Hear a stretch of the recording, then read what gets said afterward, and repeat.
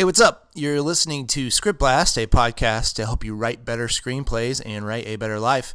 My name is Hudson Phillips. I'm a screenwriter and producer from Atlanta, Georgia. Just a quick reminder about our brand new and absolutely free online workshop, Blast Off, that gives you a step-by-step guide to making your screenwriting career a reality. You can sign up for free at scriptblast.com. Today, I talk with Jenny Frankfurt. Jenny was a literary manager for 20 years before founding the Finish Line script competition. Finish Line is based on the idea that rewriting is essential to being a successful screenwriter, so they provide development notes for writers to rewrite and resubmit new drafts for free throughout the competition. It's the only screenwriting competition that I fully endorse, and I can say that Jenny and the people behind it have a real passion for helping writers excel, and you'll see that come through in this interview. Jenny is a wealth of knowledge, and I took so many notes during this episode as we talked about tips for breaking into the industry and what recurring issues she sees in the literal thousands of screenplays she's read. This is some of the best advice on rewriting you'll ever get. Here's my conversation with Jenny.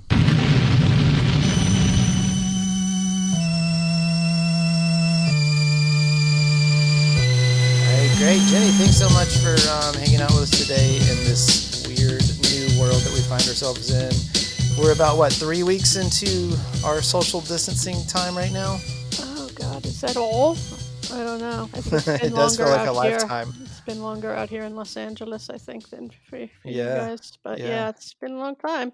So tell me a little bit about, because I know we met a couple years ago doing kind of screenwriting stuff with me doing ScriptBlast and you doing Finish Line Script Comp. And we just really connected and we're very like-minded kind of people and really wanting to help people. But I don't know much about your past before that. I know you were a lit manager for a while. But go back to when you were younger. Is film something you always wanted to be a part of and work in? Yeah. I mean, everybody has their own path, and some people are privileged in that path, and some people have to sort of scramble from nowhere. I was kind of privileged, I have to admit. I I was always a film buff. My family was, into films. We lived in Manhattan, and so there was culture, kind of everywhere, and fourplex, which was a big deal then, down the street. And so we used to go to the movies a lot. But also, my mom's best friend was married to the director Arthur Penn, who did Bonnie and Clyde and Oh, Miracle wow. Worker and Little Big Man and stuff like that.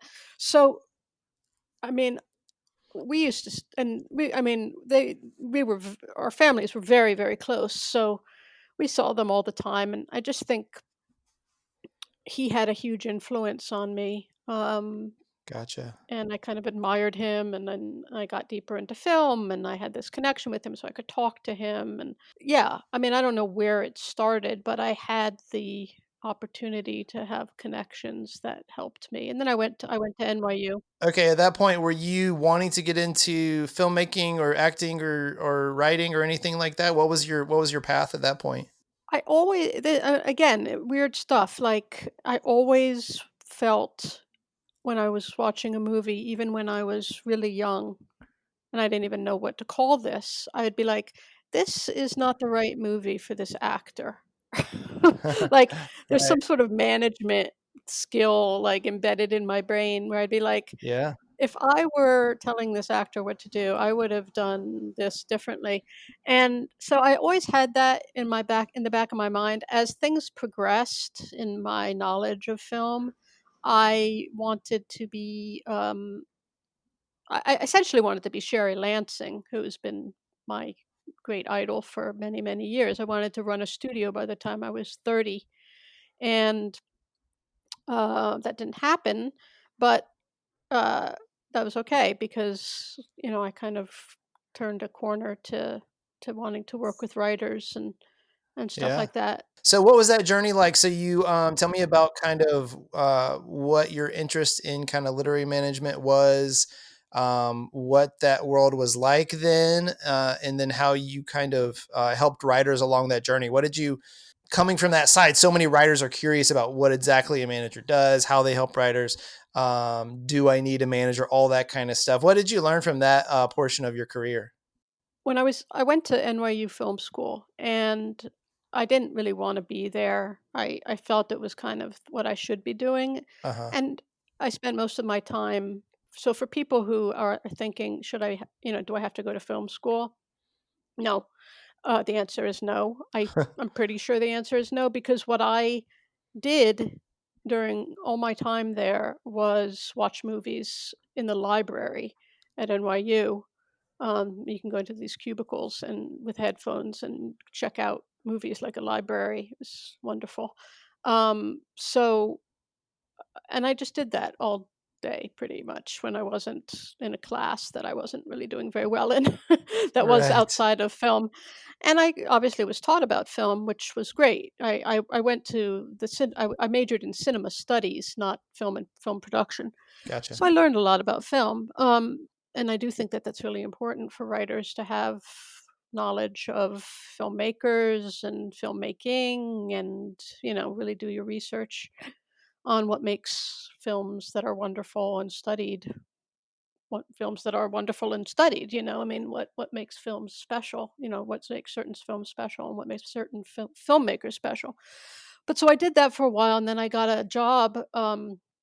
I knew at that point I wanted to manage or be an agent. I don't think management was really that well developed a career at that point. I wanted to be an agent, and I got a job as a floater at what was then William Morris, which melded into Endeavor, which they merged.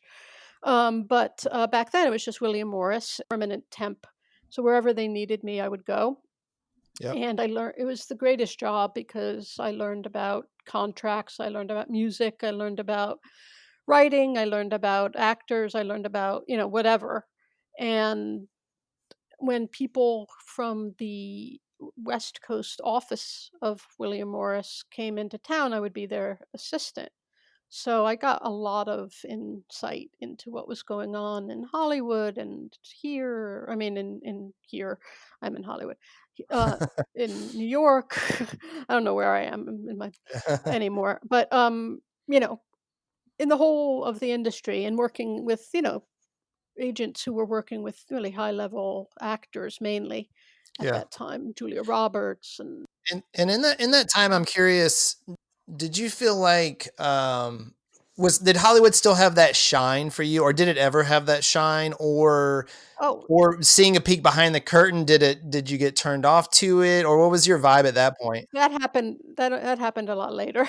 Gotcha. Okay. See, that I got turned off a lot later, but, Yeah. no, at that point, the shine was blinding. I mean, I Yeah. was dying to get out to LA, and I was in New York. Finally, what happened was I landed on a desk, which was the head of the theater department, Gotcha. um, and I worked for him for about 2 years, and I learned so much with him because he worked with playwrights.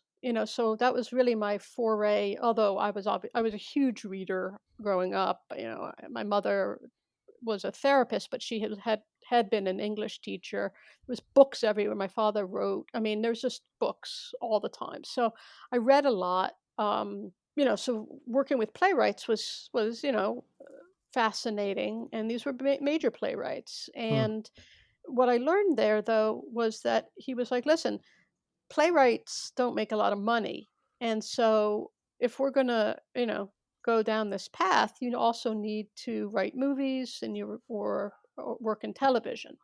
And so out of that came people like Warren Light, who has, is a Tony Award winner for his plays, but also Wow. runs Law and Order SVU.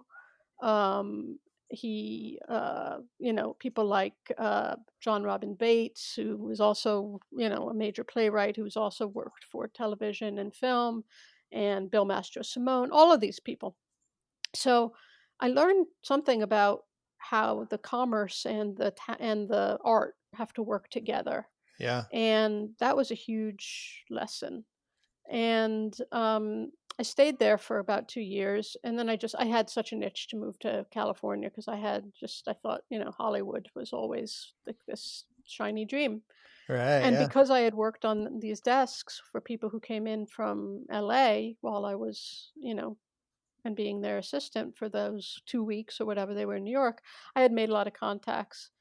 And a lot of those people were now at another agency because, agencies changed a lot and during that time. And I was lucky. I was able to, I came out to LA. I interviewed at various agencies, but I had an in at ICM, and I got a job as an assistant on a desk there for years. Mostly in the beginning, actors and directors, and then Okay. actors and writers, and then actors and directors and writers, and all of that stuff. And I just realized that writing Yeah. was just something that was inherently a medium that I understood Yeah. better and connected to, and I knew when writing was good and when it wasn't good, and I knew what was wrong when it wasn't good, and I just had much more of an intellect about it. Um, and so I just continued on that path and became a manager. Was eventually promoted and became a manager, and worked as a manager in various management companies, a head of the literary department at a management company that's no longer around called Handprint, and other companies, and then went out on my own for a period of time, and I worked with film and TV writers, and um, I guess to the point of one of the things that you were saying is, you know, what I did. One of the things that I did was I was sort of an Anglophile at that point, so I was in London a lot, and I realized that there was sort of a niche of bringing English speaking, Europeans or Australians or into America to see if I could Yeah. break them in. So Australia, the UK, Canada, so on and so forth. Um, and that worked fairly successfully to a degree for a while. It wasn't Gotcha. the only thing I did, but it was sort of kind of where I made a little bit of a mark, and I got my name kind of known as someone who was doing that. So people would come to me and ask me to help. But Right. I work with, really, I just worked with really talented writers from, work staffing um, and selling scripts and putting them on assignments, open assignments and getting options and helping them work on creating the best script possible. And, that's sort of what a manager should be doing. And now management companies are a lot more powerful. And, with what's going on with certain agencies, with the guild, some agents aren't even being used. But for staffing, it seems like unless you're at a big management company that has the outreach of an agency, it's very helpful to have an agent. You certainly need a manager that has strong um, relationships with producers and executives at networks and production companies. And yeah, I mean, it's about relationships at the end of the day, whether with the agents or whether they're with execs or Sure. producers or whatever. So that's one of the things that's really important for you to know if you're looking for a manager, or if you have options of going with a manager, is who they know, who they're working with, what their clients right now are working on, and how that came about. And I love that you've had this kind of windy road, but it all seems to come back to problem solving and storytelling, and really helping yeah. writers to be their best selves and to tell the best stories possible. Before we get to finish line, because I really want to talk about all you're doing with that, I know a lot of people are going to ask, because it's the question that comes up the most: how do I get an agent or manager? What do you say to people who are asking those questions? Well, again, it's sort of everybody has their own path, and some are easier and some are more difficult. I mean, obviously competitions are a way. I'm not going to deny that. One of Yeah. the reasons I created one. Um, I have signed people off of query letters before. It has Uh huh. it has happened. You have to write a really good query letter, and beyond, of course, writing the good query letter, your script has to be amazing. I think people have to. I see people constantly saying, "I want a manager or an agent or whatever," and their writing is not ready, and Yep. it's very difficult. I think you have understanding of this as well. It's very Hmm. difficult to get representation. And listen, with management, anybody can call themselves a manager. So you have to make sure that uh, you're going with somebody who can actually do something for you, because it's much more frustrating to think someone's working for you and have them not be able to really do anything. Um, and Right. even when you're a manager, you expect that your client is going to be working their contacts as well. And then you kind of swoop in and help, and you have your own agenda with your own contacts. But it really has to be a partnership. So there's competitions, there's querying, uh, there's of course it's really comes down to kind of being on it. Listen, I'm not gonna lie. It's about being pushy and Hmm. getting your foot in a door somewhere through someone, and taking that opportunity. And at the end of the day, a manager is looking for great clients. So, and great work. So it's if you have that, you can get it will manifest. I mean, you have to work Yeah. for it. You have to work with yourself to make great work, but you have to, network and put your name out there and go to things, or when we can go to things again, or join, groups like ScriptBlast, or communities online and stuff like that, and say that I'm going to spend this amount of money a year or a month on trying to meet people, or taking them out to coffee, or this is or that. And you can ask, like at the end of the competition last year, the level of quality of work had risen so much in what we had received last year, that I had phone calls with all of the semifinalists. And I enjoyed, I mean, some of them were ready for a Yeah. manager, some of them weren't, but they were ready to, for a little more advice and a path towards that. And yeah, some of them have gotten managers that we've hooked them up with, and some of them have gotten managers on their own, and they have their own path, and they go to film festivals or screenwriting festivals, or you know, Yeah. Sundance or South by Southwest or whatever, and they schmooze and they. But I can't tell you enough that the work has to be ready. Your Because you think your work is ready is not usually enough, because Right. people are not, don't have the separation of, kind of everybody thinks their work might be ready. Yeah. It's very, very hard to self-diagnose ourselves in that area. It is hard, a- and I you know finish line is a competition where I'm not interested in giving out, laurels, or putting you on a list to assuage your ego, or Yeah. to make a number of people on a list. A lot of people do that. But I mean, I see lists that come out where I've read some of the scripts and I think this is not a script that's in any way ready to be on a Right. list Right. for a script Yeah. competition. And it could be, with more work. I just don't. Yeah. I believe in telling you that your work is ready when your work is ready, or giving you that move forward when you're getting there, and that's part of what finish line does. But I mean, you have to take chances. I mean, that's the answer to how do you get a manager, is that you have to work for it. You have to take chances. You can't sort of just post on Twitter, "I'm looking for a manager. Are any managers?" I mean, I see this on Twitter. Right. Are any Yeah. managers out there? And it's like that's not how it works.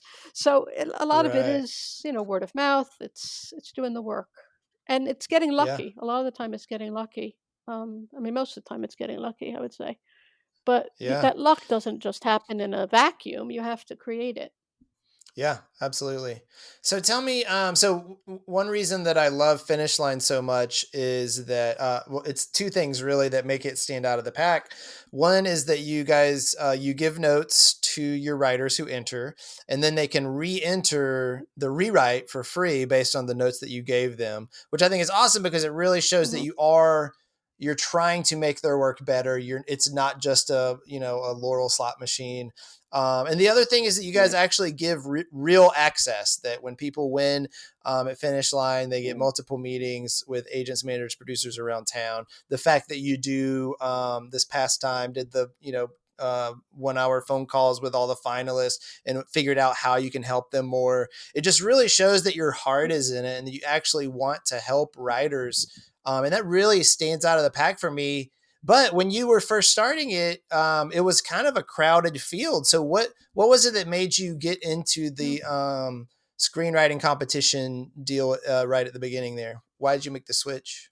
Well, first of all, thank you so much for your support of Finish Line. It means a Yeah, lot because I respect you and ScriptBlast, and you're doing pretty much the same because you really work with your group, and yeah, you're interactive, and you're not just sort of monitoring a group on Facebook. You're sure. really uh, moving, trying to move them along and start conversations. So kudos to you as well. Thank you. I had been, a manager for a long time. I was burning out on it, but I really loved working with writers. I just didn't really want to be in the sort of the belly of the beast anymore. And it was hard, I didn't know quite what to do. I was doing a lot of reading rather for script competitions, sort of in the meantime. And what would happen was I would read scripts, and I would think to myself, this script is almost really good, Mm, but it whoever uh, wrote it needed notes, and they needed time. They didn't. I mean, one of the worst things. I mean, I guess some people might argue it's a great thing as a motivator, but as a one of the worst things a writer has is a deadline for a script competition. Let's put it that way. right. For publication, it's one thing. If you're writing a book, you need a deadline, but for for um, for scripts, uh, rushing to submit to a competition because their early bird is going to close or Right. Yeah. their ending is going to close or whatever, so you rush it and you submit it and it's not ready, doesn't it's just a waste of money. um, and a lot of I could just tell that a lot of these scripts were rushed and a lot of them hadn't been seen or really fine-tuned by a script consultant. So a friend of mine and I were talking about this one day and came up with this idea that there should be a script competition where you could continue to work on it throughout the Mm, competition. I knew I gave very strong notes because I'd been doing it for years as a manager, and the notes that I gave through competitions were, very well received and so on. And I know how to break down story. I mean, I know that this is something I do well. So I thought, well, yeah. how do I create the perfect job for myself? I know a lot of people in the film and TV industry around the world. It's very much an international competition. We have mentors in various countries, English speaking countries, and I thought, wow, I mean, I could take all the people, the contacts, help people create better scripts, on a time scale that doesn't make them have to rush. And, Yeah. if, when they're finished with the draft, if they don't want more notes, then let them just keep entering it for free. I mean, it just seems so sad to me when I see that a script has been entered in the competition and people are like, "Oh, well, I did my best." And it's like, why shouldn't you be able to, that script could be continued to be worked on, um, you know, while in the competition. Why shouldn't it be? I Yeah. mean, Yeah. I just don't, I mean, but a lot of competitions just have it be, well, you've entered it and that's that. And that's doesn't help. writers who need help. It doesn't help writers who aren't at a level, of some other people who are, just stronger writers or have had more experience and stuff like that. Yeah.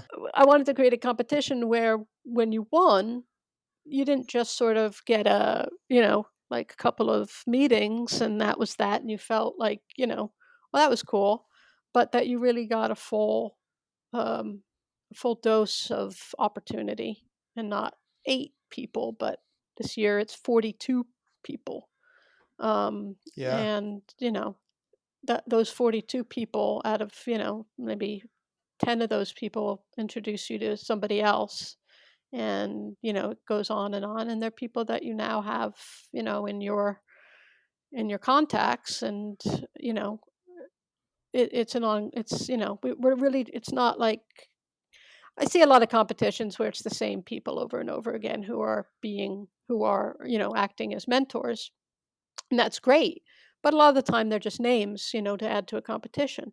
And I try Uh-huh. and keep, get a variety of people who, are really, interested in doing something, giving back, and being a part of someone's potential career. And we've had a lot of success with that, which is great. Yeah, that's great. So one thing I wanted to talk with you about today is come with some practical advice for writers, and specifically talk about rewriting, because you're reading all these drafts that may or may not be a first draft, but it's the first draft that you've read of theirs, and you're able to give them such Yeah. great notes. I'm curious, how many of those writers that turn in a rewrite would you say the rewrite is significantly better than what they first turned in? A lot. I mean, I would say a lot are, Yeah. but sometimes, it takes a couple of those rewrites to get to significantly better. That's I'm stuck Gotcha. on the word Gotcha. significantly, because as Yeah. you know, I mean, rewriting it's really a process of picking apart and having to break down, um, story or characters or structure or wherever the issues may lie. And it's not any I mean, rewriting is very difficult. It's probably harder, than the initial writing of the script. And uh we certainly get there with people. Yeah. Some people make huge strides, and some people don't. And I mean, what that goes to is that not everyone is a great writer. Just because I mean, that's just blunt, is that some people have the ability to rewrite, which is a skill in itself, Mm, and know how to implement those notes.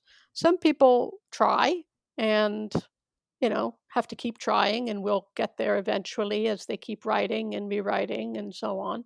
And other people just aren't really very good writers. Like, some people are never going to be great actors, some people are never going to be great singers, no matter what. yeah. They may enjoy singing, they may enjoy, acting, but they're never going to be Meryl Streep or whomever. Right. So uh, there's always going to be those people. And I love those people, by the way, Yeah. because I'm so in awe of people who write, um, even if they're not writing, the best script, that they have sat in a chair and written something that's reasonably, if not very, cohesive, and there's a story and there's characters. I mean, it's not easy. I mean, it sounds sort of like, oh, Right. that's simple. It's not. It's not Yeah. simple. Yeah. And I recognize that, and we recognize that here. And I applaud anybody who's written a script, at whatever level they're doing it at. So, Absolutely. um, but as you know, uh, I have given notes to you, and notes that come from us are extensive. I mean, we're there to really Yeah. help you fix the script, and Yep. we're there to have you think about things in a different way. And because we know from having sold scripts, or I know from having, worked with writers as clients who have sold scripts, um, what sells a script. Yeah, I think, and I have received notes from you, and I did think they were fantastic. And so I understand that you're not just you're not just throwing the writer a bone, you're actually give them content that will make their script better. And I do think and what I appreciate about your process Thank is you. it does take a long time to get a script to where it needs to be. And I think a part of that is part of it is writers' humility and really learning how to let go of the things that they adore in that first draft. And it takes a long time. It takes Yeah, a big process in order to tear that apart and kind of see what it really needs. So I think that's great that you're doing that. One thing I'd love to do with you is to kind of walk through what you see because you're reading drafts all the time. I'm sure you've read thousands and thousands of screenplays in your lifetime. What are the kind of top yeah. five issues that you keep seeing pop up over and over in first drafts, or what are the consistent notes that you're giving to these writers? Sure. Um, Before I get into that, I just want to say what you said is exactly right. It's that, it's how much writers are willing to let go of certain ideas Yeah. and um, even, just lines of dialogue like this, kill your darlings, you know, um, and some of them just aren't. I was reading something the other day where this writer was trying to be funny. The- and he wasn't succeeding, and it wasn't a comedy, but Right.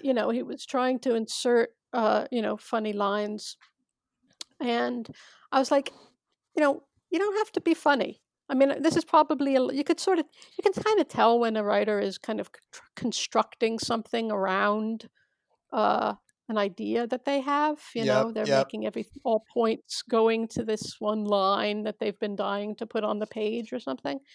And I know that my saying this line doesn't work is heartbreaking. I do know that. I mean, not that I'm the be all end all, but I mean, Right. you're paying me for my, or our my the other consultants here, for our input. So, and I can tell that that line is, like why you wrote this script or something. Right. Right. And it doesn't it doesn't have to work that way. And I know, and I've worked with writers who have continually said to me, I'm having a really hard time letting go of, how I wanted this to look, versus what actually makes a good story. And a lot of those are stories, by the way, that are true stories, that are family stories or personal stories that writers write. And just because it's a personal story doesn't mean that it's a cinematic story or that it's, a good story for the screen as written, or Yep. as it actually happened.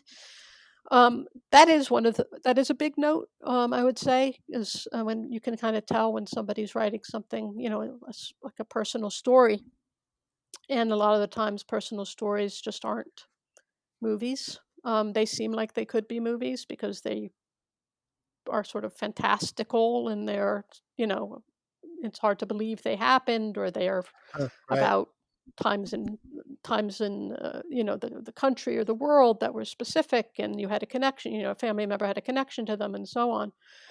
Sometimes they are, and sometimes they're not. And so one of them is that you have to sort of be flexible with what you're willing. What is it that you want? Do you want to tell a story to its T, or are you willing to fictionalize for storytelling and cinema's sake?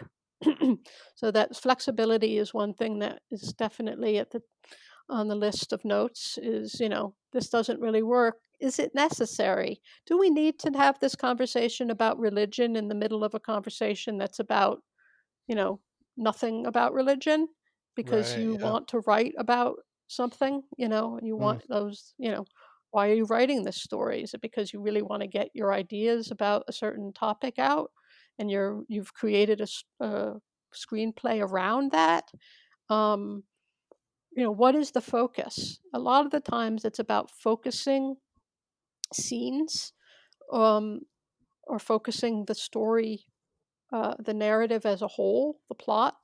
It can be about 1,000 things, and you don't really know what it is. Sometimes that's thematic. Sometimes it's not thematic. Sometimes it's really about somebody. You can tell that somebody has something they want to say, but they don't know how to say it within the context of a screenplay. Um, Right. and in that case, we say, This may not be a screenplay, it may be a stage play, it may be a short Huh. story, it may be a book, something like that.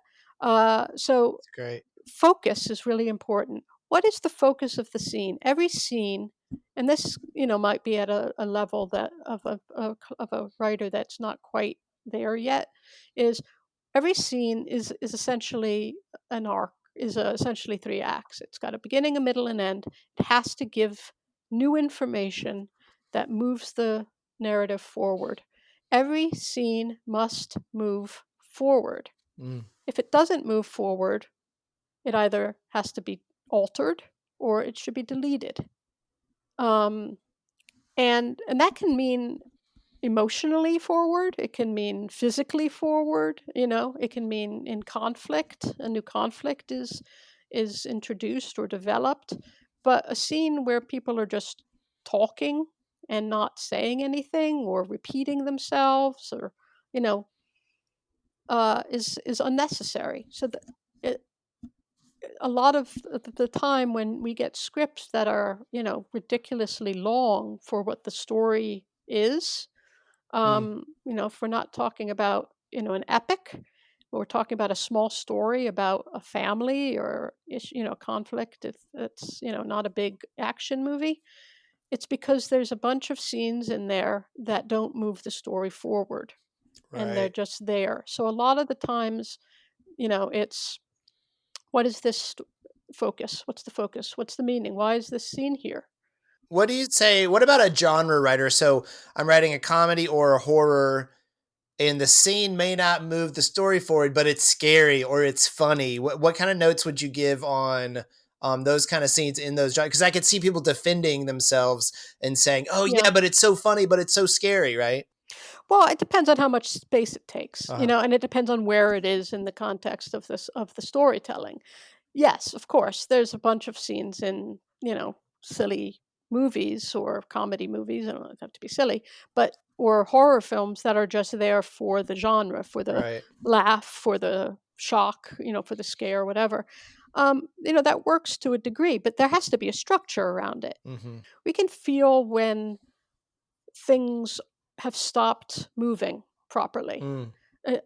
One of the main, uh, another one of the main notes we give is listen and feel the rhythm of the script.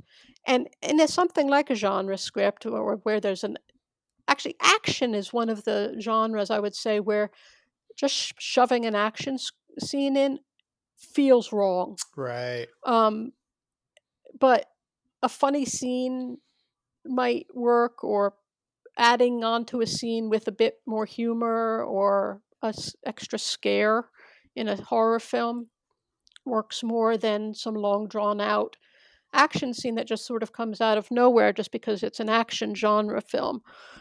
It's really about, one of the biggest notes that we give is read your script aloud. Read Mm. it aloud, because we can hear when rhythm goes wrong or when there is no rhythm. We can hear that in within a scene or within the script as a whole. And a lot of times the solution to that is outlining, Mm. because you're planning the rhythm in the outline of the scenes, or you think you're planning it, but it's actually not working. So you got to go back and figure out. You can and you can hear it. I mean, I can read a scene aloud, of someone's work, and uh, know that it's not in rhythm with the scene before it or the scene after it. Listen, writing is hard. I mean, I this is why I admire people who can do it. I'm saying this as though it's like you got to go back and fix that scene. It's Right. not easy. I'm Yeah. telling you that there's something wrong with this scene, and I can tell you that what's wrong with it is the rhythm of it. It doesn't coalesce with the rhythm, so far, or it's slowed down the pacing, or you know, it's kind of gone off on a tangent because there isn't enough of a focus in the scene or whatever. But going back and fixing it takes skill, you know.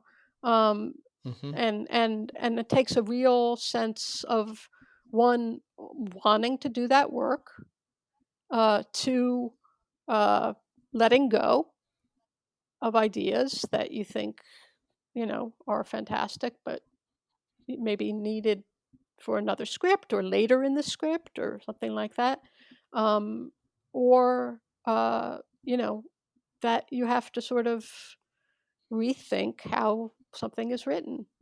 Uh, and we do our best to guide you. Sometimes it's like check the rhythm of the scene. Sometimes it's an idea might be, and then we give an idea, and it's an idea. And we always say in our notes, you don't have to take any of our ideas. You can take them all, but not in our words. But like the scene might help if it said something along the lines of blah blah blah blah blah, or it went in this direction. That's Right. just an idea, and it's always just an idea. So that's a big thing. Another thing is, the basics of who is this character? Like why are they doing this? What's their purpose? Why are they acting this way? Why do they want this other person to love them, or why is it this person they want to love them, or how did these two all of a sudden become, you're the most, you're everything to me. We never saw that happen on the page. So Mm. development, of characters and relationships, um, is always a big thing. And a lot of it, also comes down to first act and third act, which are very strongly connected, which is, you know, the backstory of your character, and the narrative in the first act. If it's not strong enough, the reveal in the third act, if we're talking about a fairly, you know, fairly normal, uh, three-act structure, it doesn't make sense. So there'll be holes in the reveal, or holes in the plot, and that's because the first act hasn't been filled in enough to give us the background of why people are acting as their way. People can't just act certain ways in script. I say, there are no coincidences when you write. Stop Right. making somebody, who just show up. It doesn't work that way. Yeah. And characters don't talk out loud to one another, to themselves. Get a lot of that because people don't know how Yeah. to, they don't know how to create conversations or create information being told that isn't, you know, uh, that sounds too expository. Exposition is obviously something that can be a problem. Some people can write it, can do it well. Some people, it's very hard to do, to write exposition, so that it doesn't sound like it's exposition. Mm-hmm. And natural conversation. It's very hard. I mean, there's that quote that's like it took 8 drafts to have to finally write a normal conversation. Mm-hmm. And that's how reading things out loud and really being honest with yourself can be a great tool in rewriting, because yeah, you read it out loud and you think, yeah, it doesn't really sound like how people talk. It's how I want the information to be relayed, because I need to relay this information, but that's not how people speak. And somebody doesn't just all of a sudden start talking to one another, laying out, a plot, or Right. talking to themselves, rather, laying out a plot. So I always say, unless there's a reason for it, people don't talk to themselves. Sometimes voiceover can work. Sometimes, flashbacks can work and so on. But, you know, it's hard. I mean, there's a lot of gimmicks, and gimmicks rarely work. Yeah. So, yeah, I mean, those are a bunch of what comes in a ton of notes, a ton of notes. Yeah, I think all of those are brilliant, and I feel like I've just been sitting here soaking it up. But what I love about those too is that it's not the typical things that I normally hear, but it is the things Sure. that I notice in my own writing, that these are always the issues. And I think the reason you don't hear these so often is that it's harder to solve them, right? It's not like you do A, B, and Yeah. C, and then you've got your perfect rewrite. It's like these things are tough to figure out. They're tough to even diagnose. They're tough to even notice. And that's one theme that I love that we've been talking about today is just that it does take a lot of work. It takes a lot of time, and you have to prepare for that, that there are no quick fixes. Yeah. Like even the model of your screenplay competition is not about quick fixes. It's about putting in the time. No. That's right. And by the way, I do also want to add that in the notes, it's not just what you're doing wrong. We also tell you what you're doing right. Absolutely. So it's not like, oh my God, this was just like pages of, what I did wrong here. No, it's also what you're doing right and saying more of this, please. This is working. Yes. This is how it Yes. works. This is a great scene. It did exactly what it was meant to do. It told us this. It developed this character. It revealed something. We can tell that it planted a seed for something later on. Go for, yes, good job. And we would always do that. And you know what? You're absolutely right, Hudson, is that sometimes I have to stop reading a script. I need to like go walk the dog because I can't quite figure out how to say what I know is wrong with it, Right. with a certain aspect of it. Like it's sometimes really hard to figure out. You know, it's not right. You can sort of figure it out, but how do I convey this to the reader? I mean, to Mm. the writer, excuse me, who's reading these notes. And sometimes I do, I need to take a break from it. And then it kind of comes to me. And I can figure out how to say, oh, you know what, this script just is too, one of the things, a script from the other day was, it was just too much on the surface. Like life is layered. Like there's complexity. It can't just all be, somebody died, the cops are, someone's murdered, the cops are looking for the killer, the guy who's murdered's brother is also looking for the killer. I mean, like there's got to be layering of Right.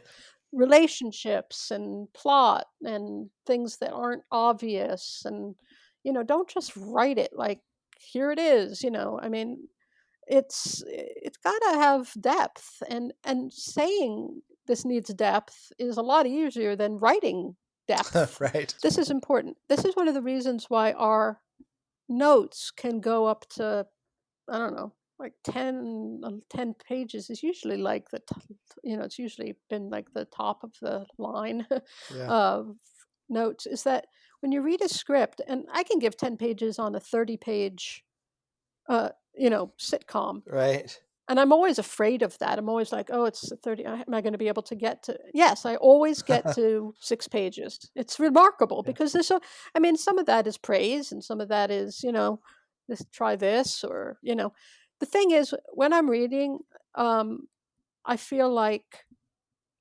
it's not, and I think a lot of competitions who do give notes, and there are some that do give good notes, do this. There shouldn't be like, well, I'm going to give this note, but not that note.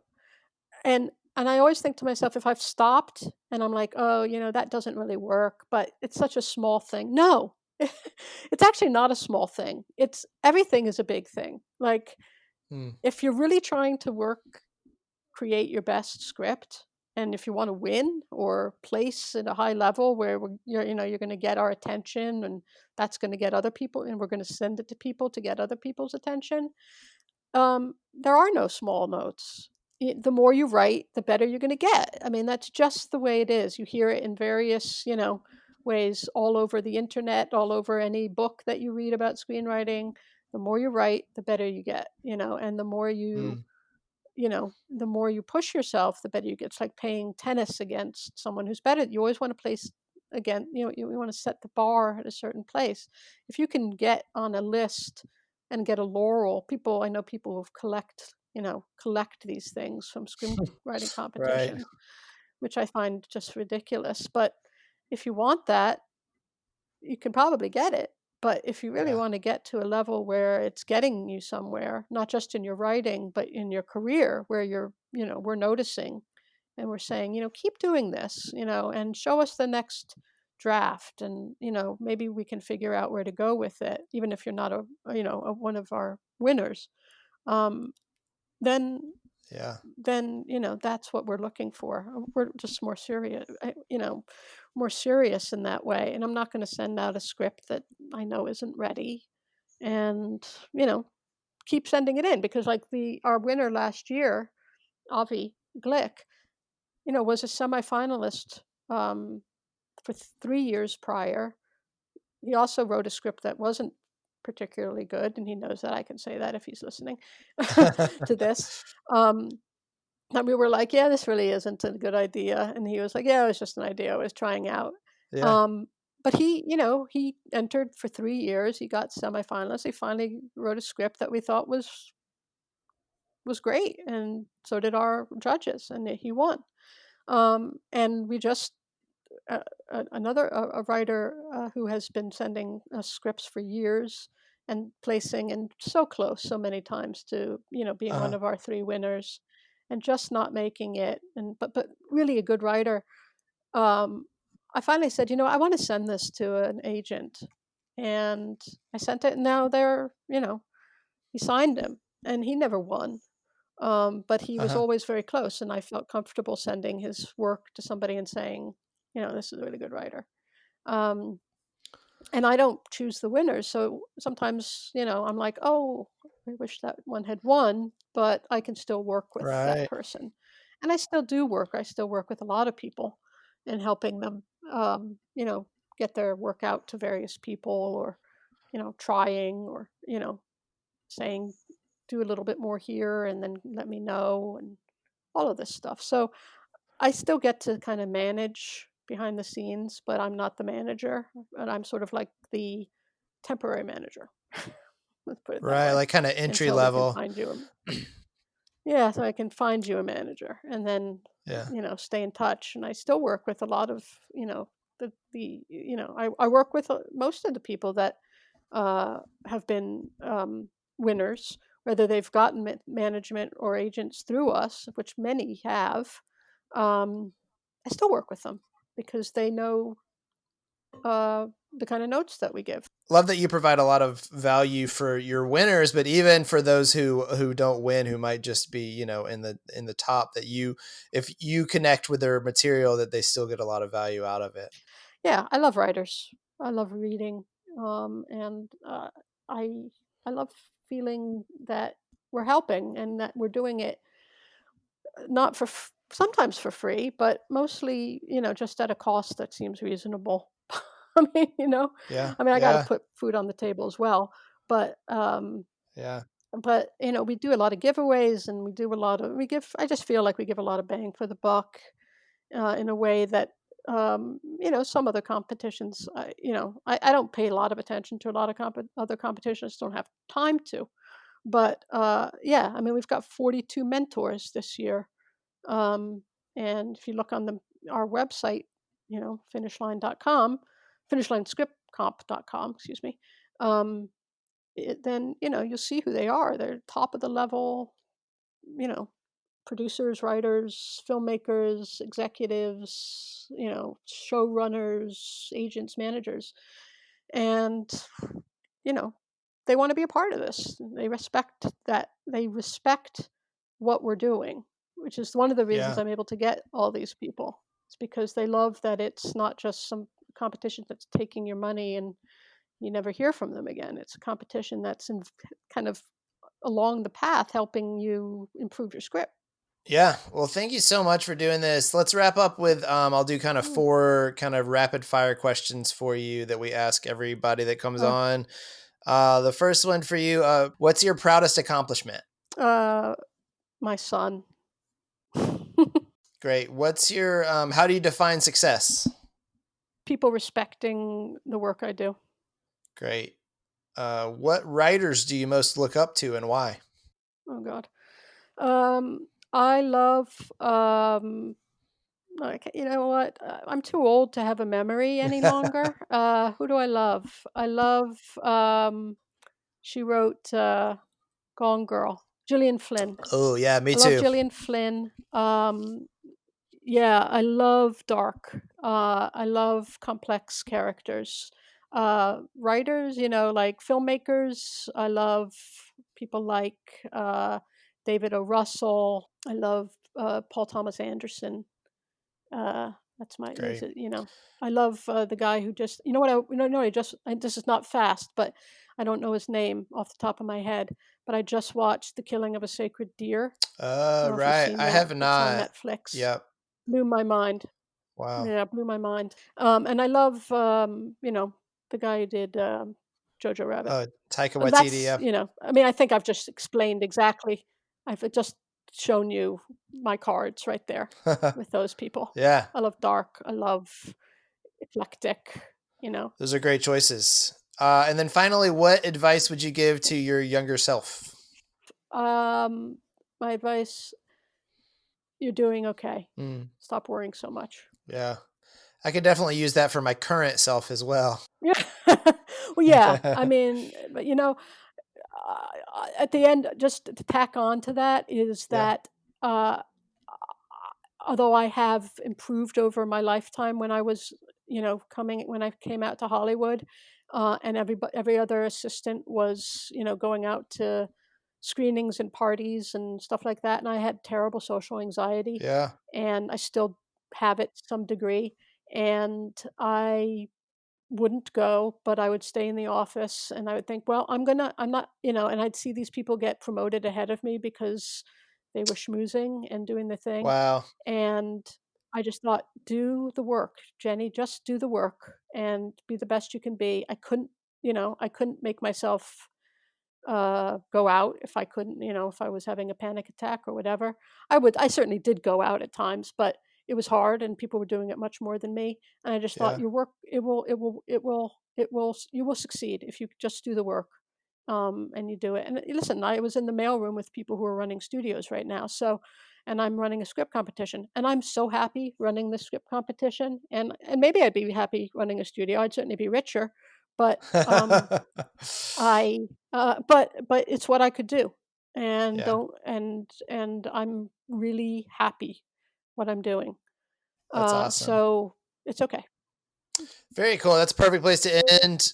So tell us, where can people find out more about Finish Line Script Comp? Our website is finishlinescriptcomp.com or finishlinescriptcompetition.com. Twitter, where it's finishlinescript without the T. We are on Instagram, the Finish Line Script Comp, and Finish Line Script Competition on Facebook. But we're much more, I guess, present on Twitter than any other medium. And I do my best to be there, but I'm usually writing notes. So sorry, I don't know how I guess people hire people to do their social media, but I'm usually reading a script, so I can't be on Twitter all the Right. time. But that's where you'll Yeah. find us. Well, thank you so much for your time today.